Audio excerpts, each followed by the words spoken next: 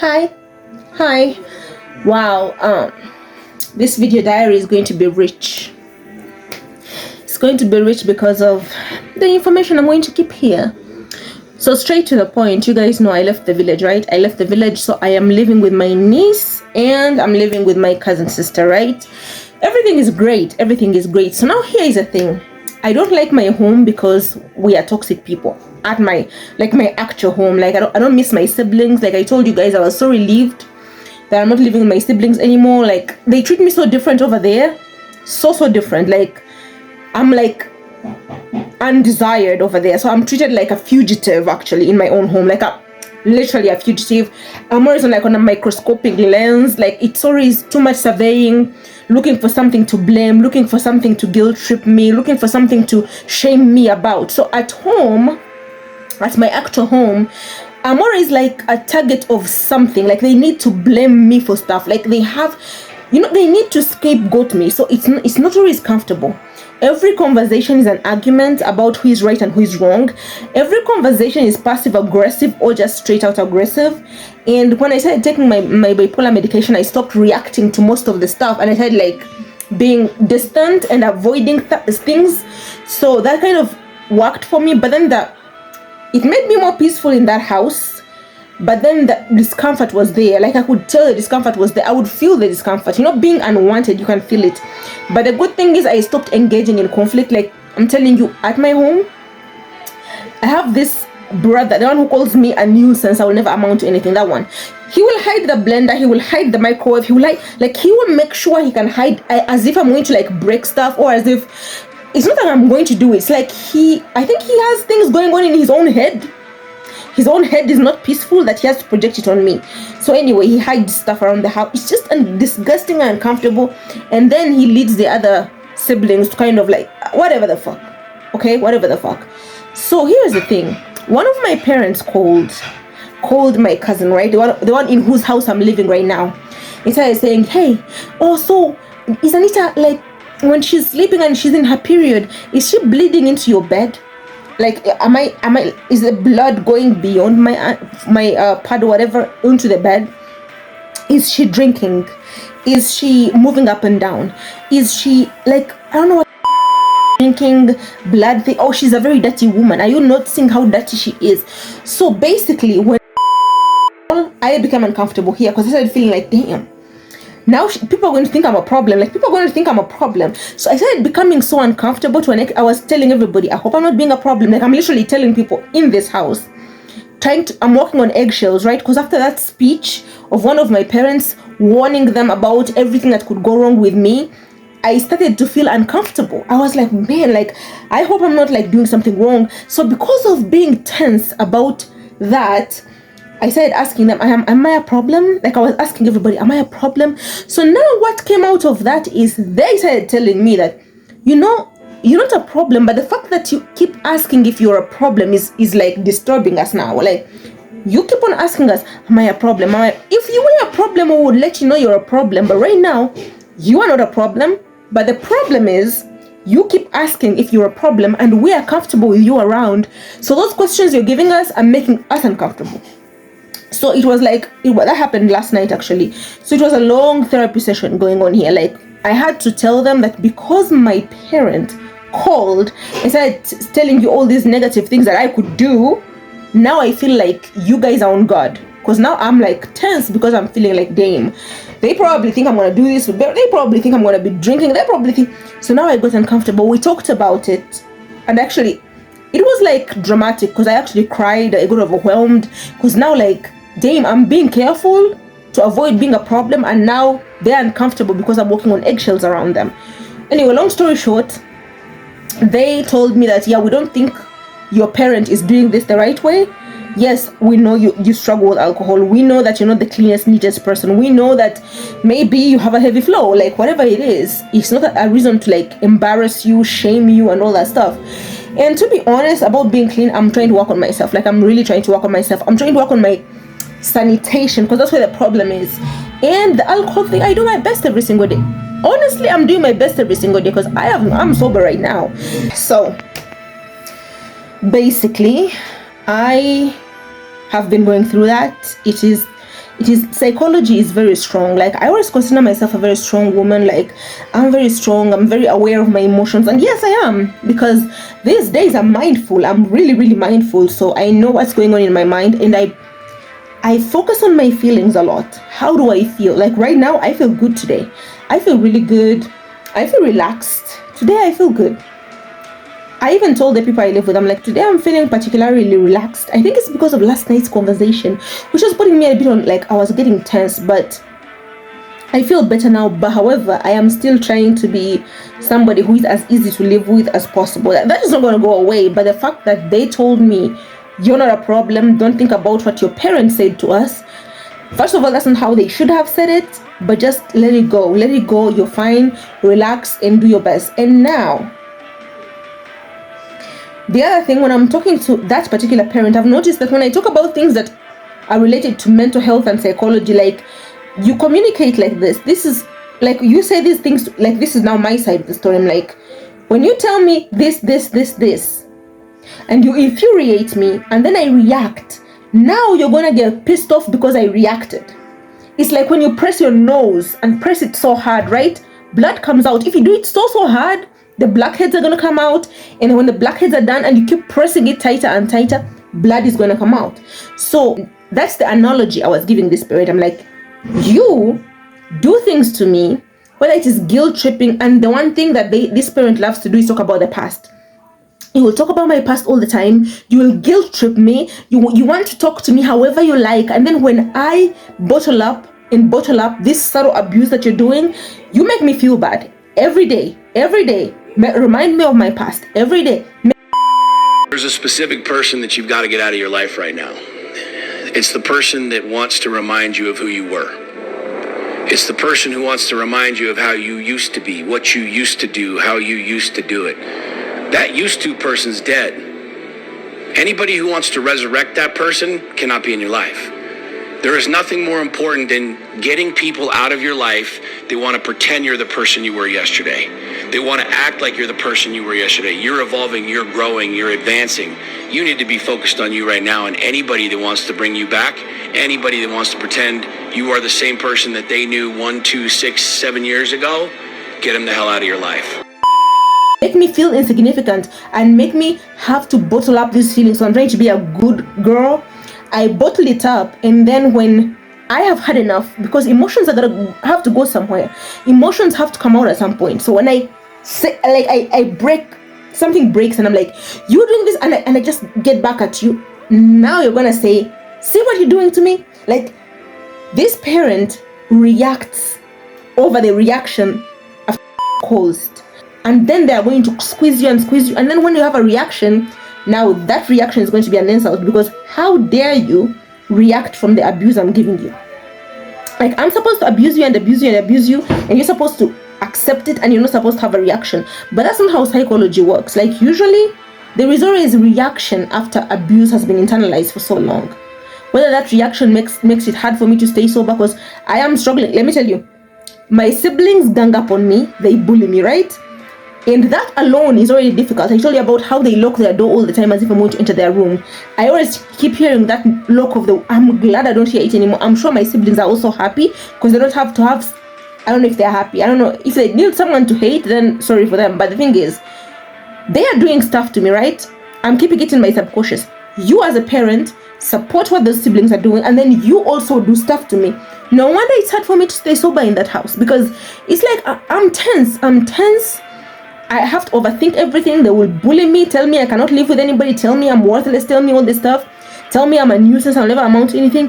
When an environment is like that, why are you surprised that I'm having a reaction? And then when I have a reaction, look at what she's doing. She's having a reaction. How dare her have a reaction to our abuse?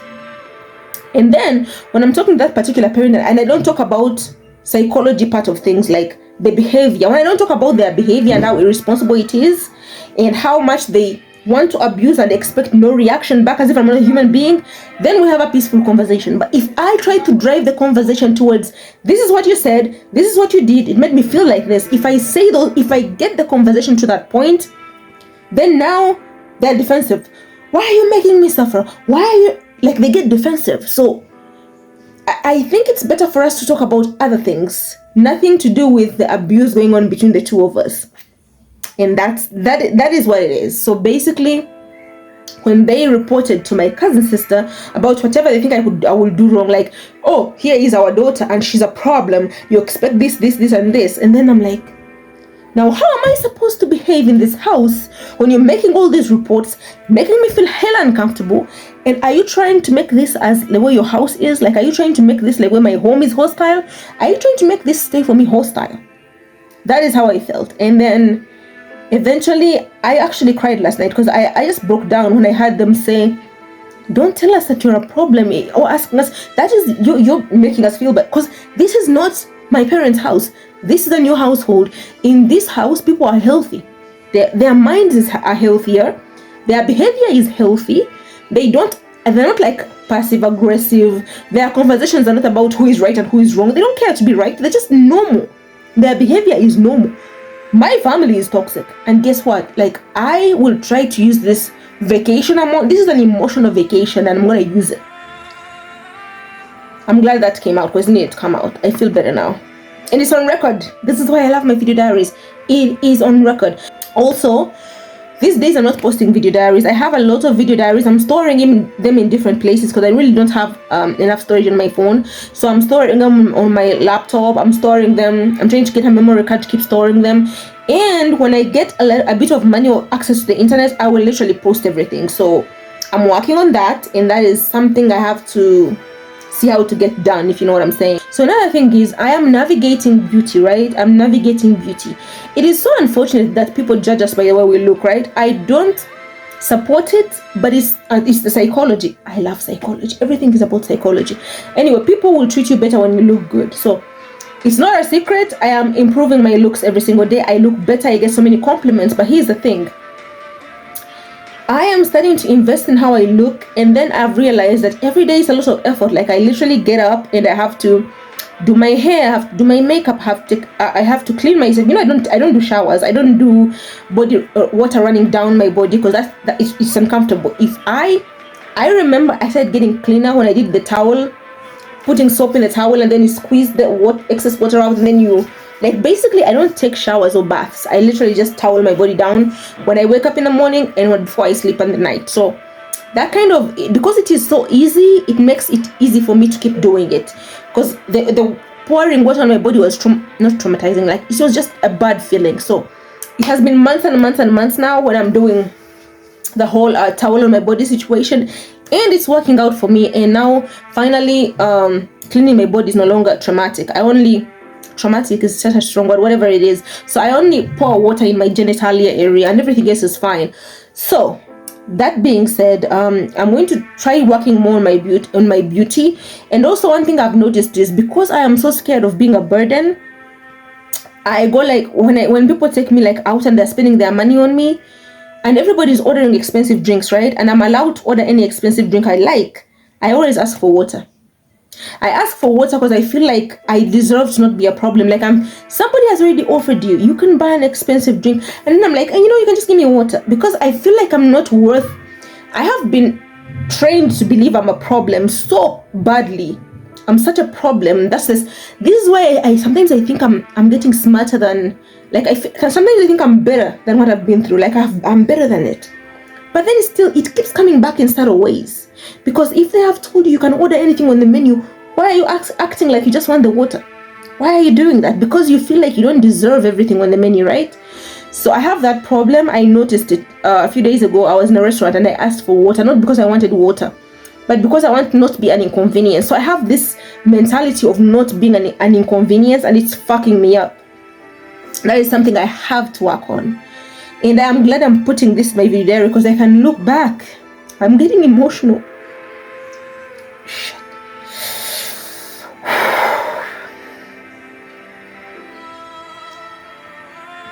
Anyway, so I can look back always and be like, yeah, I should not have this imposter syndrome. I deserve to walk into rooms. I deserve to be in places.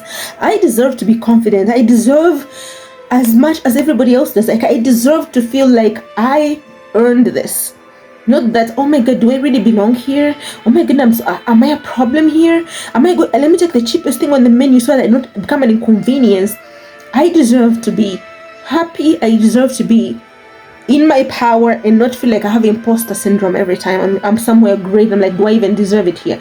That being said, I was looking for a job by my stepmother, but I think she's not sure when her project is beginning. Therefore, I'm applying for jobs. And I want to waitress for the meantime. And guess what? Here is another problem is when I'm applying for these jobs, I noticed I wanted a particular restaurant, right? But then there are so many restaurants that are better than the restaurant I'm applying for. But why am I sticking on a restaurant that is kind of mediocre when I could go to like all the other posh places and maybe get better tips? But because I kind of feel like that's where I belong. So it hit me when I was looking through the applications. It's like, wait. When I was writing my resume, why am I focusing on a weak place when I could do better, when I could go to the fanciest restaurant and try asking for a job? I don't care if they say yes or no, but I need to shoot up. I need to shoot higher. That being said, I don't even want to marry a poor man. Like my ex from 2020, he was cheating on me and then he was broke. How can you just, like, guys will cheat sometimes. Like I have come to the conclusion that men will fuck anything with two eyes, right? But then imagine when you're dating someone who's broke and he's gonna cheat on you. So you're broke and you're cheating. I would rather date someone who is a little bit at least above average, so that at least when I'm crying in a Rolls Royce, not crying on a bicycle. Either way, maybe, okay, I'm not trying to manifest this, but I'm saying, why would you marry a poor guy and then have to tolerate masculine male problems? You know the cheating, the controlling. I would rather have that in a rich guy than have that in a poor guy. Like, I do not want to shoot low anymore. Yeah, say I'm marrying for wealth. It's okay. I'll take it. But I don't have to always do things the hard way. Like, I always want to do things the hard way because I have been subconsciously trained to deserve less. You know, in African culture, when they're raising a young girl, they keep telling her she's ugly, hoping that when you tell her she's ugly, then she's not going to grow up and be so full of herself. What is wrong with a girl being so full of herself? Guess what? Telling a girl she's ugly or she's a problem, this is what you're creating. You're creating a 30-year-old broken woman who will always think she deserves to be in ugly situations because they were trained to say they're ugly. And I need to heal. That being said, beauty, I think beauty is how much you take care of yourself, but I think a lot goes into it. And I'm starting to like paint my nails. They were red yesterday, now they're black, a little shiny. But if you can see, I don't know if you can see clearly, like when I'm painting them, some of the paint goes a little bit on the sides, and I need to find a way to like curb that. Like I need to find a way of making sure that when I'm painting, nothing is going on the side. So if it means I need to tape, oh my goodness, that's an idea. Maybe next time I'm going to tape a bit of the side so that I don't spill it over to my skin, because I actually did that and then I tried to wash it off and it stayed on the skin. Instead, like when you try to brush it off, then even the one you've put in the right place also gets weaker. So that is something I need to work on. And I'm going to have black nails for some time, just repair once in a while. So guess what, doing my nails, and you see there, these are actual nails, right?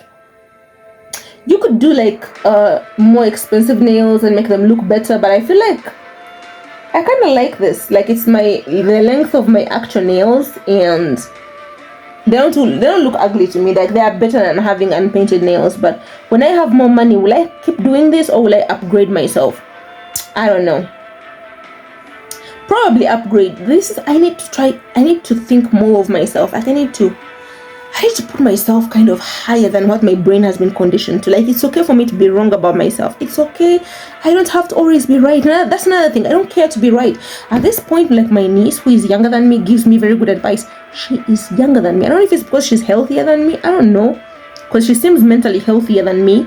So she gives me advice, and the advice is actually good. And I don't want to have this kind of feeling like, you're younger than me, how dare you tell me what to do? No. If it's good advice, I take it. At this point, I just need the advice. Like, I don't care to be right. Like, being right is not important to me. Right now, it's like, how can I be better? Because I used to see people go to the gym a lot. Like, they're going to the gym all the time. Like, why would you work so hard to get a six-pack and you're going to die anyway? Same as like, why do you work so hard to like clean your body, work on your skin and do your nails when you're gonna die anyway? We're all gonna die anyway, but how about you like live your life gloriously? Yeah, you're gonna die, but how did you want to live your life looking like a chimpanzee? Oh yeah, we're all gonna die, but you could live your life looking like a goddess, because there's always pretty privilege. I'm going to look for a job, I have to look extremely nice, because that's the only way people are going to be like, okay, this person can be listened to. I am not supposed to look terrible when I'm going to look for a job. So all these things are in play right now. All these things are in play, and I'm glad that I've talked about this, because I love my video diaries so much, because I get to say what is on my, some of them are not as good as others, but I love to just say what's on my mind, and then I will watch it back and see how I was feeling on this day, and have I made progress. To be honest, I look prettier than when I began making video diaries. Like, I look way prettier because I've been working on myself. See?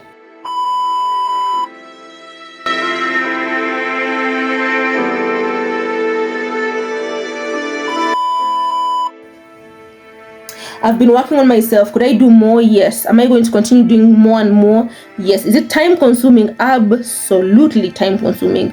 But I'm going to, do 3 braids a day or something, repair, do my best, put on some earrings, like try to look nice, and that is how I feel. So I feel like my family, my actual nuclear family, they like to guilt trip, they like to blame, they like to shame, and they like to be passive aggressive and aggressive. They need something to hate all the time, and that's why I don't like them. And that is it. And I'm gonna take this beautiful vacation. This family is healthy. Let me enjoy myself. And actually, it's very easy to stay sober in this house. It's very easy to stay sober because I'm happy. I don't need to escape nothing. But with them, I will not be surprised if I relapsed around them. I wouldn't be surprised if I'm depressed around them, because those guys are bitches. That being said, I'm going to actually live stream. And I'll tell you guys, I think I'm going to print out my resume and prepare for like job stuff, prepare. So hi everybody, this is my outfit for my very first job interview in Kampala. The dog is making noise, ignore it.